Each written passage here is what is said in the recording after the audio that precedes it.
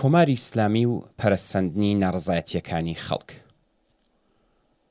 ئاشەکەی کۆماری ئیسلامی ئەوەندە سوێر بووە کە دەنگی ئاشپەزەکانی ڕەژیمیشی بەرز کردوێتەوە. لێرە و لەوێ تۆژینەوە و ڕاپرسی و تار و چاوپێکەوتنی بەرپرسانی باڵای حکوومەت و دام و دەستگای سەربازی و ئەمنیەتیەکان بڵاو دەبێتەوە کە نیشانەی هۆشداری جددیە سەبارەت بە بەردەوامانەوەی حکوومەت و ناڕزایەتی زۆرینەی ڕەهای خەڵک لە حکوومەتی ئیسلامی. لە نوێترین تۆژینەوەی زانکۆ و ناوەندی لێکۆڵینەوەی باڵای بەرگری ملی لە هەر 100 کەس لە دانیشتوانی ئێران 82 کەس لە حکوومەت ناڕازین و 75 کەس لەم 82 کەسە ئامادەن بەشداری لە ناڕزایەتی و ڕێپەوانەکانی سەرشەقام لە دژی حکوومەتدا بکەن. ئەم تۆژینەوانە دەری دەخەن کە لەو نفوزە 84 ملیۆنیەی ئێستای ئێران نزیکەی 69 ملیۆن کەس لە حکوومەت ناڕازین و 63 ملیۆن کەس ئامادەی بەشدار بوون لە ناڕزایەتیەکانی سەرشەقام لە دژی حکوومەتن.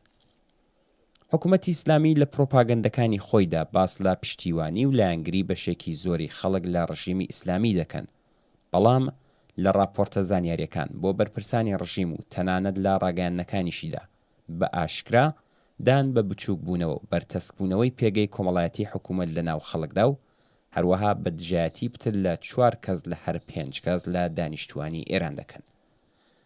ئەم ڕاستیانە بەڕوونی دەری دەخەن کە پەیوەندی نێوان دەسەڵاتداران و جەماوەر گەیشتووەتە خاڵی بێگەڕانەوە و تەنیا کەمینەیەکی سنووردار لە دانیشتوانی ئێران کە ئاخوندەکان، هێزە نظامی و ئەمنیەتیەکان، دەسەڵاتداران و بەرپرسانی باڵای حکوومەت، ڕاندخۆرەکان و ئەو کەسانی کە لە سایەی حکوومەتی ئیسلامیەوە بەرژەوەندی ئابووریان پارێزراوە لایەنگر و پشتیوانی ئەم ڕژیوەن. هەر بەم هۆیەوە ئەمڕۆکە دەبینین کە بزوتنەوە کۆمەڵایەتیە بەهێزەکانی وەک بزوتنەوەی کرێکاری، بزوتنەوەی معەلیمان، خانەنشینکراوان و هیتر بەهێزتر لە هەمیشە دەرکەوتون.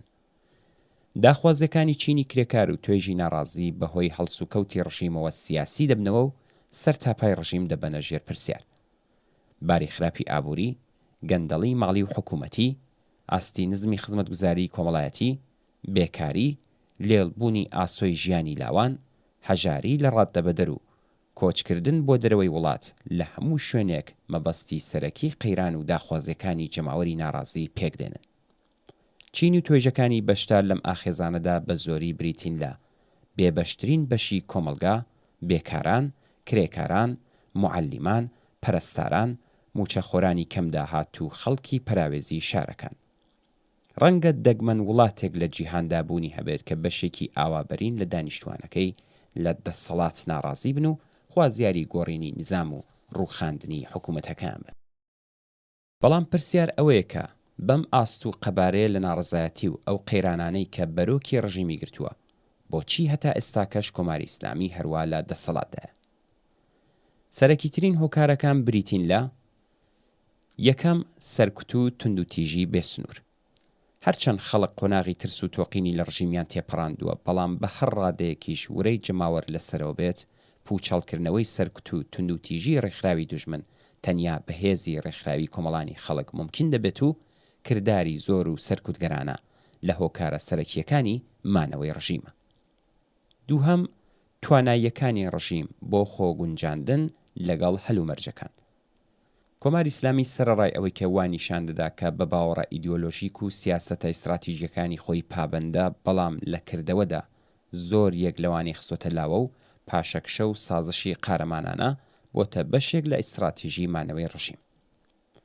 سێهەم تەبلیغاتی ئاگایانە و بە ئەنقەستی ڕژیم لە ترساندنی خەڵک لە شۆڕشکردن و دووپاتبوونەوەی کارەساتکەلێکی هاوشێوەی عێراق، سووریا، ئەفغانستان و یەمەن کە کۆماری ئیسلامی یەکێک لە سەرەکیترین هۆکارەکانی شەڕ و دروستکردنی بشێوی و نائەمنی لە وڵاتانەدایە.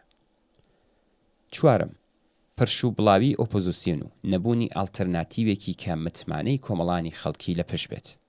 بەڵام ئەزموونەکانی هەموو جیهان سەلماندوێتی کە گەشەی خەبات و ناڕزایەتی کۆمەڵایەتیەکان هەم هێزەکانی ڕژیم لە مەیدانەکانی سەرکوتدا زەمینگیر دەکات و هەم ئالتەرناتیڤی ئەم ڕژیمە لە ناو دڵی ئەم خەبات و ناڕزایەتیانەدا سەرهەڵدەدات.